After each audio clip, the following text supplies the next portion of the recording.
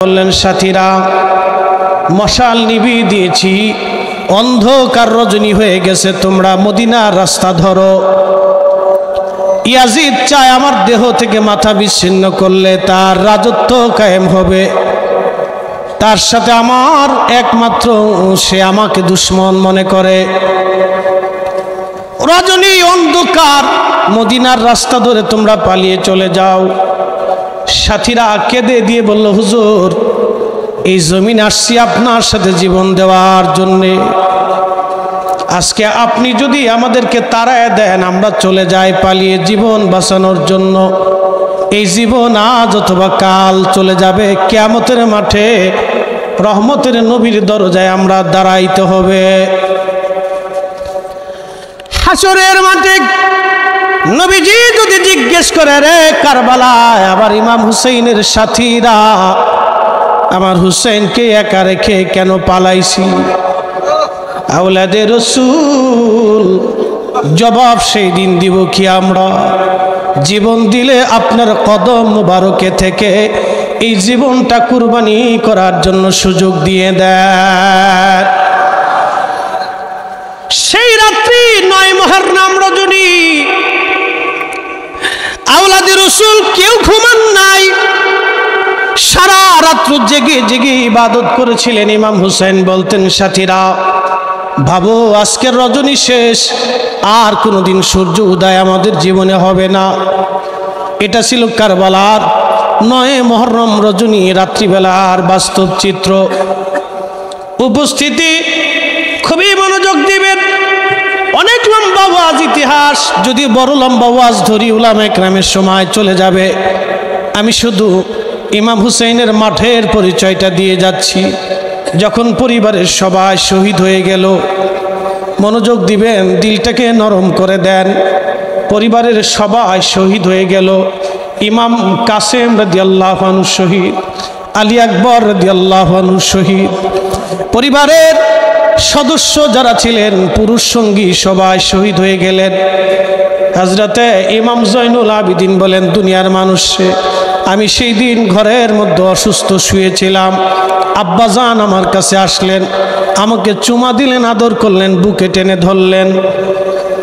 আব্বাজানকে বললাম আমাকেও একটু কারবালায় যাওয়ার সুযোগ দিয়ে দেন। আব্বাজান বলেন, জয়নুল আবিদিন তোমাকে নানার উম্মতের জন্য রেখে গেলাম। ইমাম হুসাইন জয়নব রাদিয়াল্লাহু আনহুকে কাছে ডাকলেন।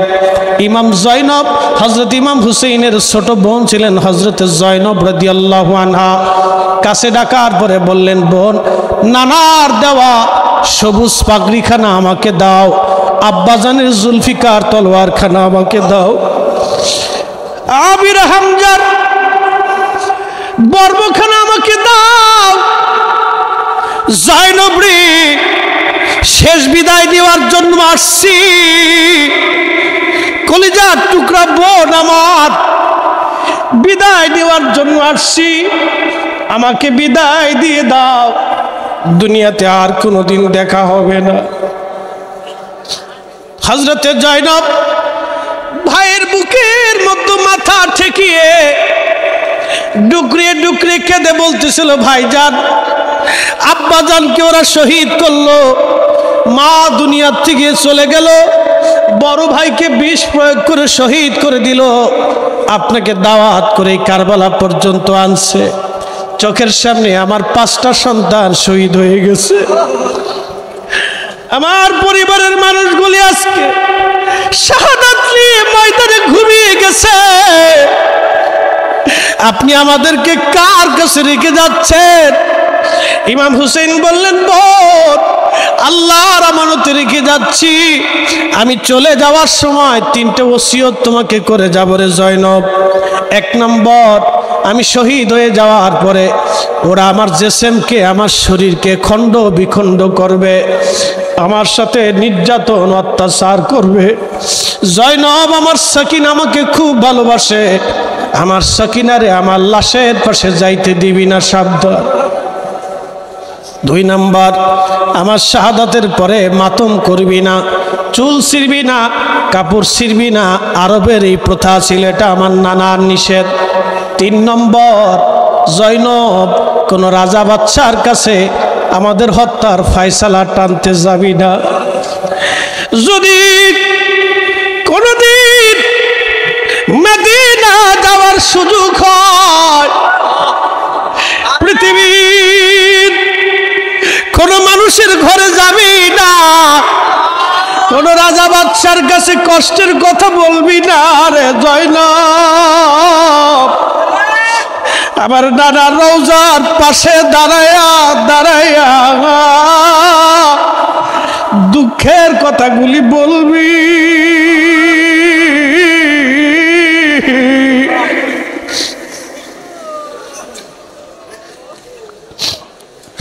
আবার নানার কাছে বলবি, দুনিয়ার কারো কাছে বলবি না রে জয়নব। ইমাম হুসাইন রাদিয়াল্লাহু আনহু বিদায় নিয়ে চলে গেলেন। 133টা তীর উনার পুরো শরীর থেকে ঝাঁঝরা করে দিয়েছিল। 21টা বর্ষার আঘাত উনার শরীরে ছিল। 33টা তলোয়ারের আঘাত ওনার শরীরটাকে ঝাঁঝরা করে দিয়েছিল। সীমার বুকের উপরে চড়ে গলার মধ্যে তলোয়ার ধরেছে। ইমাম হুসেইন বললেন, সীমার রে, আমার নানা 50 বছর আগে বলেছিল, হুসেইন আমি স্বপ্ন দেখেছি একটা কালো ডোরা কাটা কুকুর তোমার গায়ে মুখ লাগাইছে।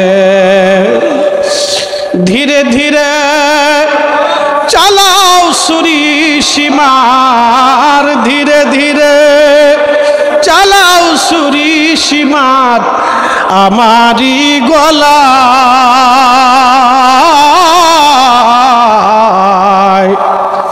জয়নাল আবেদিনের কান্দন, জয়নাল আবেদিনের কান্দন শুনতে দাও আমার। জয়নাল আবেদিনের কান্দন শুনতে দাও আমায়। আমার নানা নবী ছিল গুনাহগারের শাফি হলো, সেই গলেতে চুমা দিত, সেই গলাতে চুমা দিত নানাজি সদাই।